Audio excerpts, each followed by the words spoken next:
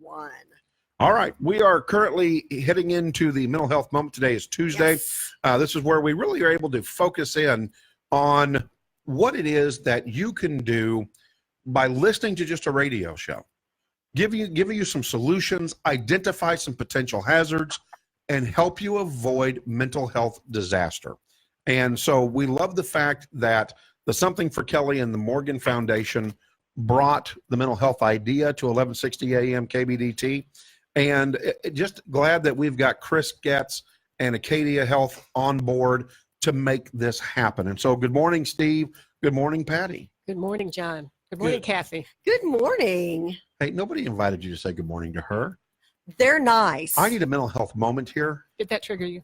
I'm triggered. They're nice. You mentioned Kathy. Thank you, Patty, for making me feel included. Good morning, John, and not good morning, Kathy. Thank you. Gosh, somebody boys finally, versus the girls. Finally. Okay. finally something. All right. And of course, our caller up in Wisconsin is like, if you people don't He's shut like, up, oh my gosh, I'm going what? to freeze to death. He's like, what have I gotten myself into? We've got Chief Joe Collins joining us from Two Rivers. He is the chief of police up there. But Joe, goodness gracious, you have done so much. Give us some of the things that you have done and some of the organizations that you've been affiliated with. Right. Well, I'm just nearly finishing 35 years in law enforcement, and 21 of those years I've been a police chief in 2 different agencies in Wisconsin.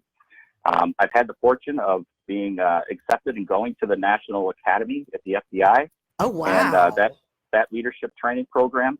I also was the president then of the FBI National Academies Association here in Wisconsin. And over the last 8 years, I've had the ability and been truly blessed to be one of the leaders in the officer safety and wellness movement within the FBI National Academy, which has now led to us partnering with the Air Force and their Airmen Resiliency Training Program. We became master instructors in that. And then we converted that entire program to be public safety specific. And now we have nearly 300 law enforcement and other public safety instructors around the country that are helping to try to build resiliency within their selves and within their organizations.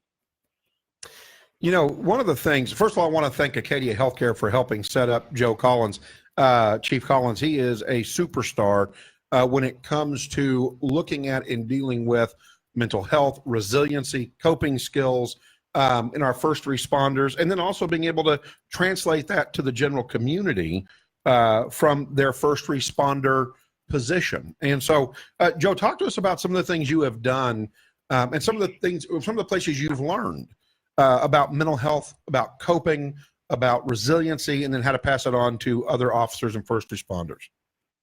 Absolutely. Well, when I started here in Two Rivers in 2005, I was asked by a group that actually headed up the law enforcement death response team here in Wisconsin. What they were responsible for is going out to the different police agencies when they had an officer that died and helping that agency with whatever resources or whatever they needed during that process, which it is extremely traumatic for an agency, a city, an organization. As we see just recently, 2 weeks ago up in Lubbock, where we lost an officer and a firefighter. Right. That's devastating for the community, for the organizations, for the families. That's not done. That event isn't over. It's never going to be over for those people. And how do we take care of those people and their team members and their family members moving forward in a different way? Because it isn't normal anymore. It's a different type of situation.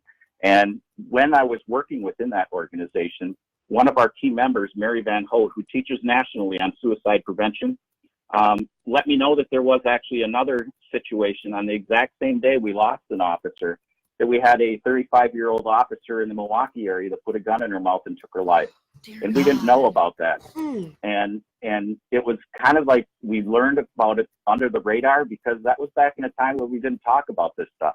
If you didn't talk about it, we were hoping apparently within our culture that it didn't happen and it would just be fine. But there's one organization around the country that's actually doing some tracking of this situation. And in 2019, we lost 135 police officers in the line of duty, but 228 of them took their own lives. Let me repeat that. Oh, yeah. 228 that we know of took their lives. That's just those numbers are staggering, Chief. So, Chief Collins, help me out here. Let's relate, because a lot of people are more familiar with hearing about servicemen and women that come back from a foreign placement or a foreign attachment that come back and PTSD or PTS takes over and they commit suicide. Can we relate that to our first responders and what our first responders are going through? Absolutely, because on a day-to-day basis, our officers are seeing levels of trauma that people probably would never experience in their entire life, and that's on a regular basis. So they're going in, they're dealing with the worst of the worst, and they're dealing with situations that don't go away, and we just keep building. And what we're calling that right now is a cumulative situation, and it is post-traumatic stress. And we try to stay away from the post-traumatic stress disorder because we're looking at it more of an injury now, so it's PTSI, and an injury Gotcha. can be healed, but we just have to recognize that it's there. We have to be able to understand that it can get help, but we work in a culture of people that provide help, and asking for help is a very difficult within that culture. You know, how often do we find or do you hear, Chief, out there in the world, especially amongst other law enforcement chiefs and other law enforcement first responders, or just first responders in general, that the general public seems to forget that these first responders are humans too? Absolutely. And everybody thinks that we can go in and we can just deal with the situation and then just store that somewhere, but it's stored in our memories. And when officers and firefighters and all first responders continuously go to traumatic situations, it changes their brain. What it's doing is it's rewiring the brain to actually recognize trauma as normal. And that's just not normal. It's not normal behavior. We're human beings. We suffer from the same anxieties, the same issues, the same stresses that other people do. But unfortunately, people don't think that that's the case. They think that there's some kind of a Superman out there or Superwoman out there, and that stuff's just supposed to bounce off them, and they're just supposed to move to the next situation and just deal with it. And we have not historically been giving our employees and our officers and firefighters and dispatchers the skill set and the tools to be able to unload that stress and get it in a different place. You know, it's interesting. I over 28 years of sitting on the bench, and I rarely relate back to my own experiences in the court because I just don't generally do that as a radio host. But in this instance, I will.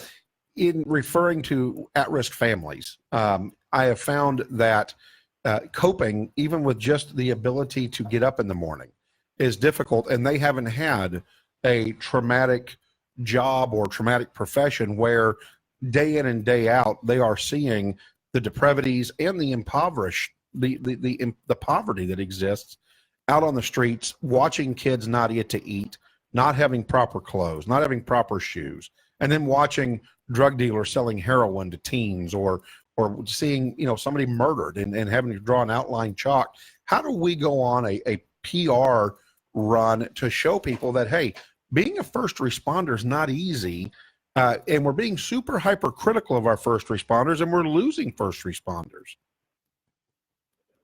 Right. And I think we're getting better because I think it is coming to light more and more often. It's becoming more of an attention within the Department of Justice. Back in 2011, the Department of Justice, through the COPS office, actually created the National Officer Safety and Wellness Group that meet regularly in Washington to discuss these things. They come from all around the country.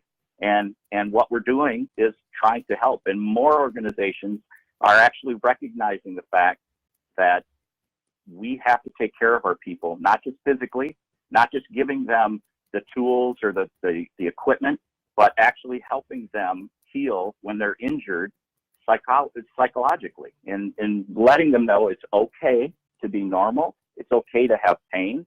And as you were saying before, when you're sitting on the bench and you're seeing some of these deep dealings with children, there's a great percentage of people that come into the helping business, whether it's public safety or something like that come into that because they've had some type of a pre-existing trauma as a child, and they believe that they need to help other people as a result of that. Joe, hi, this is Steve Dunn. And yet isn't an issue as well that I know that there was one study that was conducted in 2018 that showed among 2,158 first responders, 68% would not access behavioral healthcare due to the perceived stigma surrounding that.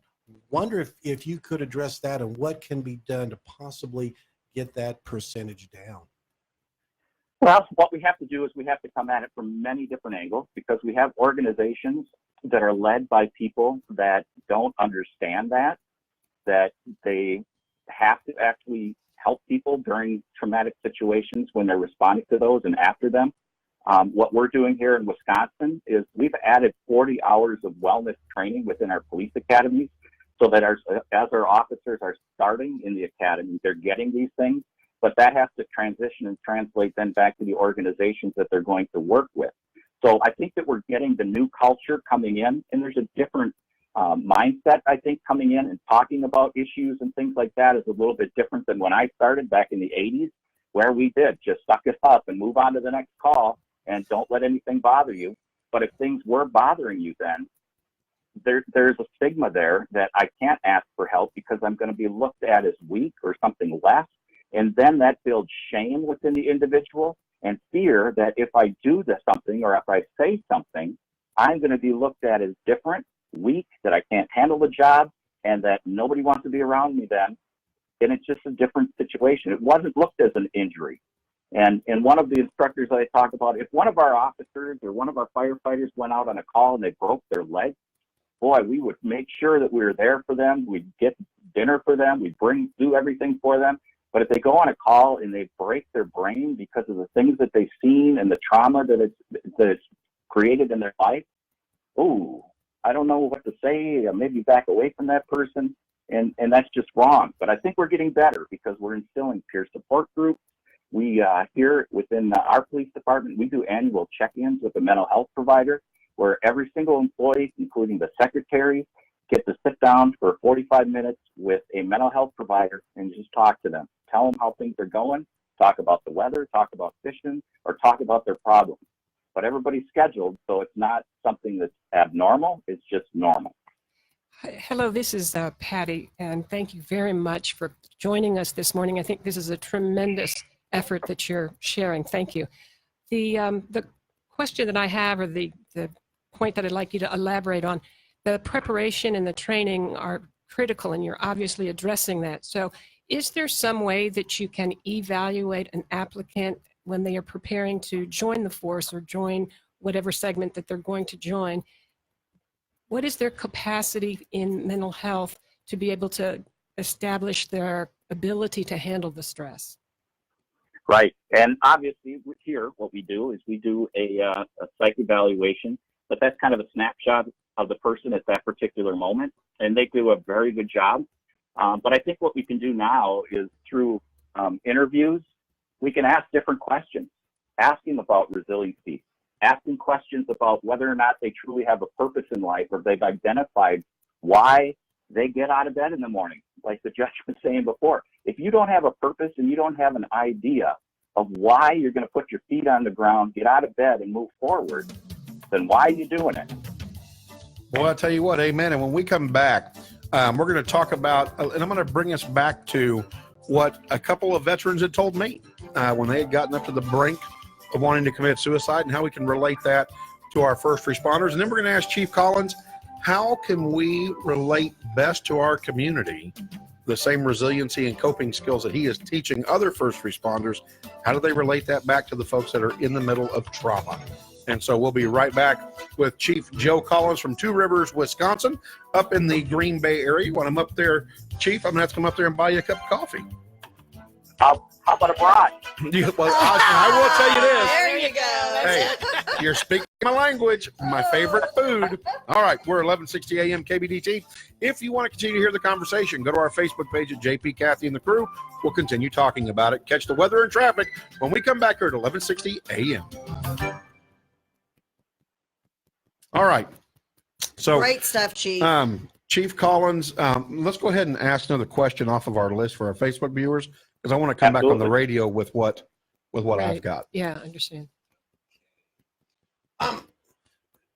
Chief, we know that for the most part, if in law enforcement, it seems like the street officers might have less of a formal education or that sort of thing. And those officers who see the day-to-day trauma, the interaction, is there any type of emphasis that department should place on them, making sure that they receive more access to either preventive care, proactive care, that sort of thing?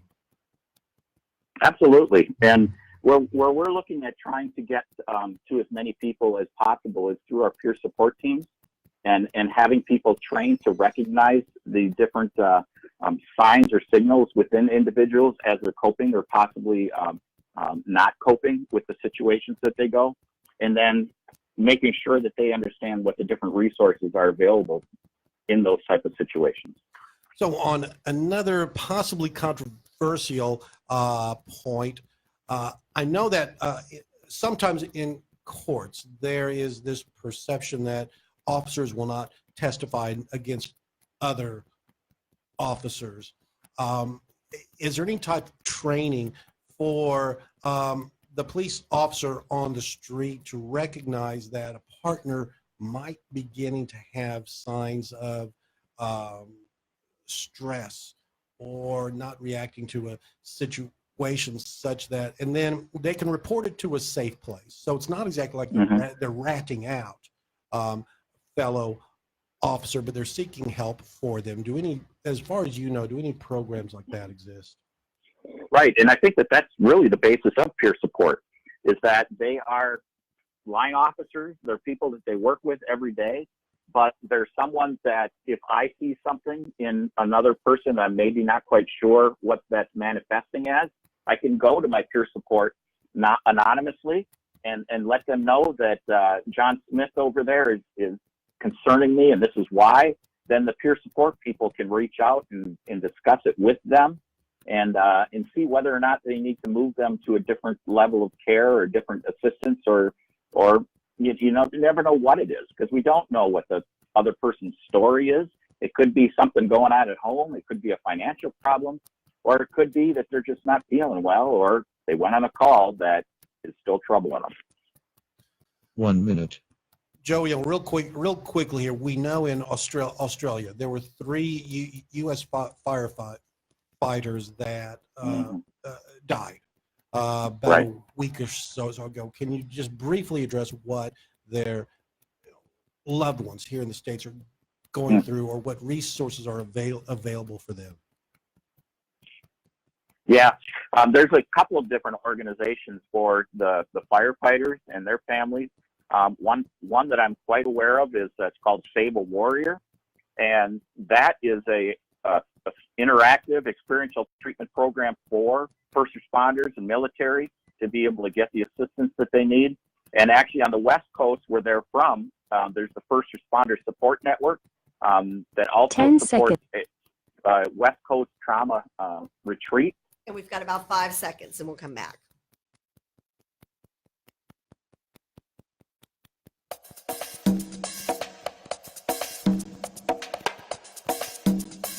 Good morning. Welcome back to 1160 AM KBDT News Talk Sports. We're JP, Kathy, and the crew. We come to you live here Monday through Friday, 7 a.m. to 9 a.m. It is currently 8:54 here in the Dallas-Fort Worth area, and we are talking with Chief Joe Collins from Two Rivers, Wisconsin, and we're talking on the mental health moment about what our first responders go through, how they relate to our community.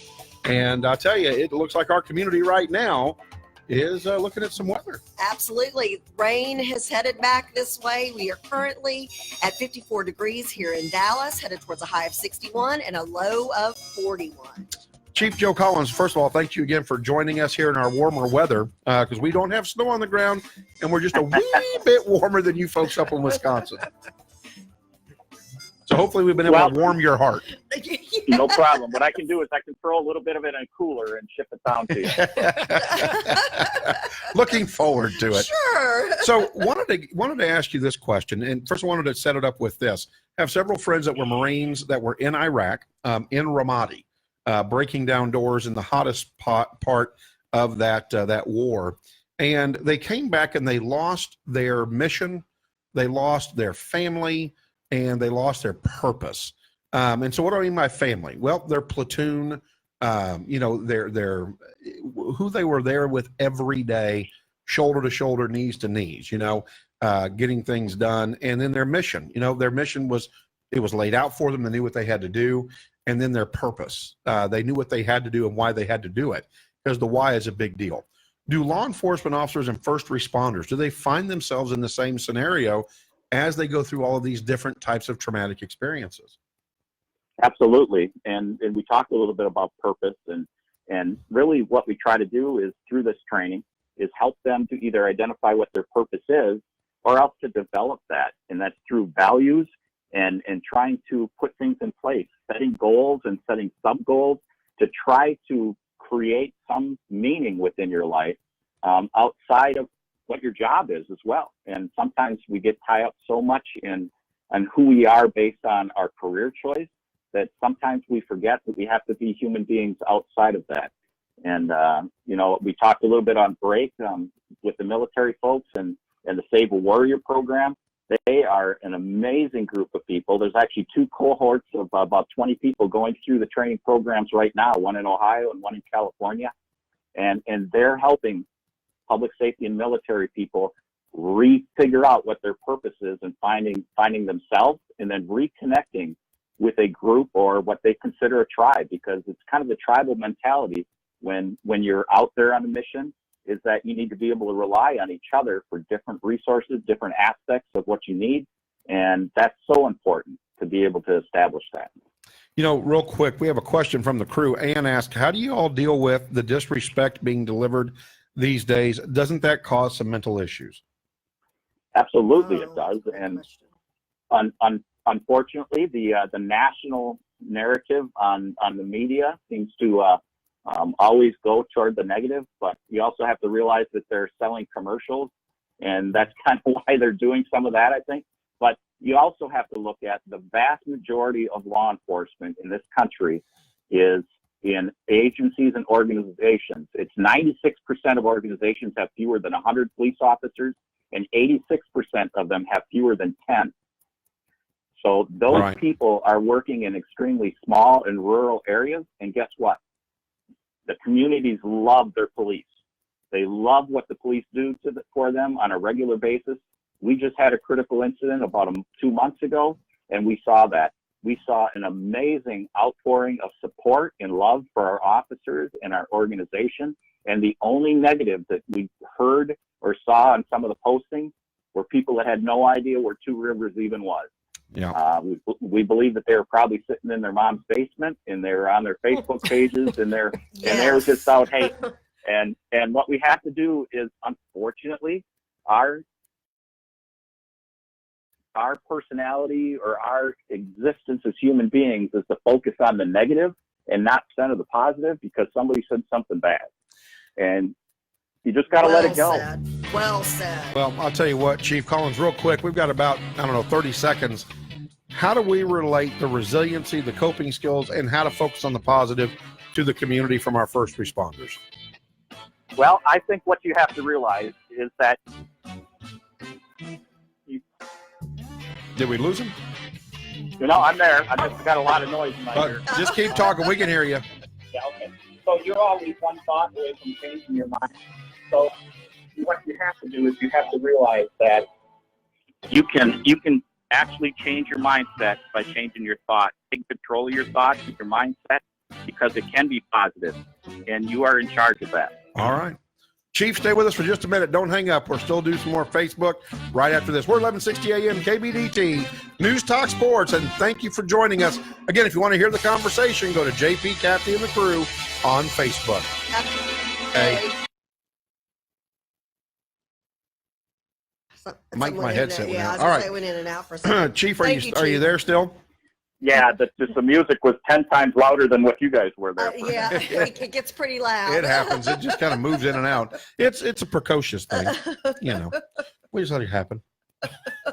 We just let it happen. Good job. But you're on on Facebook Live now still. So one of the things there's one of the things on our stream today, and you're on it, so you should be able to see some of this as well, is an idea of really trying to get veterans, maybe some veteran law enforcement, even to go into inner city schools and become teachers and maybe even help change that culture from the inside out. What are your thoughts on that? I think that's a fantastic idea, and our schools have to get on board with that as well. But I know that there's a lot of military and police officers as they retire that are doing that, and we probably don't know it. And we can make more publicity around that. You know, our officers are coaches, they're teachers, they're Sunday school teachers. They help with Boy Scouts and Explorer posts, and there are so many different things that they do out in our communities around the country that don't get a whole lot of recognition because the officers maybe just don't even want it. They just want to give back and don't need to be recognized in some of those things, but they don't realize that any positive things that can be shed on the law enforcement and public safety community is only going to do more to help us. Joe, we also know that in some of the very small towns, the resources do not exist to have a mental health care professional on board as a full-time employee. So I'm going to give a shout out to a local group that was just formed, I think, the last 2 years. Their website is responderresiliency.com. I believe it was an organization that was started by Dr. Brenda Tillman. And what it did is it joined 9 communities south of town here, small towns like Cedar Hill and Duncanville and Waxahachie. They have joined forces on this. They've established a peer-to-peer review. If you are a first responder in any of the little towns down there, you have access to free care. Do you see groups like that beginning more and more across our nation? Yes, I do. And you have an amazing resource that's sitting right in that room with Acadia Healthcare's treatment placement specialist. We kind of joke between myself and Bill Mazer, one of the guys that I do a lot of work with, that Chris gets it. Yeah, because she does. She Yay, truly Chris. does. And she is a free resource. The treatment placement specialist program through Acadia Healthcare costs nothing. And we have treatment placement specialists all around the country. And all you have to do is email them, give them a call, because their entire job, and I'm sure Chris has told you that, is to vet out the proper resources for the people in need. And that includes the first responder community and our military and their families. Well, Joe, you know, from a personal perspective here, I'd really appreciate you being on today. My dad served in the Air Force during the time of the Korean War. He was an F-86 pilot. And then I've got one nephew who is serving as a police officer in Bloomington, Indiana, and another nephew who was in the Air Force who was just assigned to the Pentagon. Oh, wow. So both have That's had some amazing. fairly traumatic experiences in their young life while they have been serving. So really appreciate what you do and just want to get the word out a lot more about the resources out there that our first responders can access. Absolutely. And Chris can share about the Red, White, and Blue program at Sierra Tucson. That is designed specifically for public safety and military to help them get through some of those struggles. And the other organization I talked about, Save a Warrior, that's led by former military and law enforcement officers through that. And my dad was also in the Army during the Korean conflict, and he was a canine officer. So I appreciate awesome. I appreciate your service, your family service, and my daughter is also a police officer. She's been on the job for just about 7 years now, and just recently got promoted to investigator. So. Oh, well, congratulations to her, and please tell her thank you for your service, her service. Absolutely, and that makes why this is so much more important to me, is that I need to have these resources and things in place, because it means something even that much more to me to have these things available. Absolutely. Well, thank you so much for what you do. Patty, do you have anything else you want to finish up with? Yes, I just wanted to say that he mentioned something about resiliency, and I do note that a lot of our experts and guests on the show here have really made a point of resiliency. So Yes. I think that training is really paramount. So thank you for bringing that up as well. You're welcome. And what we look at is the resiliency of the upstream prevention, so that we don't have to get to the bad stuff.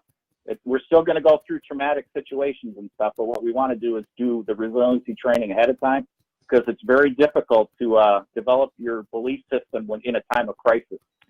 A point Right. very well made, yes, because a lot of our guests do speak about resiliency, but they hadn't talked about it in terms of preparation ahead of trauma. So when we have you on again, we can talk a little bit Yeah, more this about is your great. program, because we could go for another hour, I think, couldn't we, Kathy?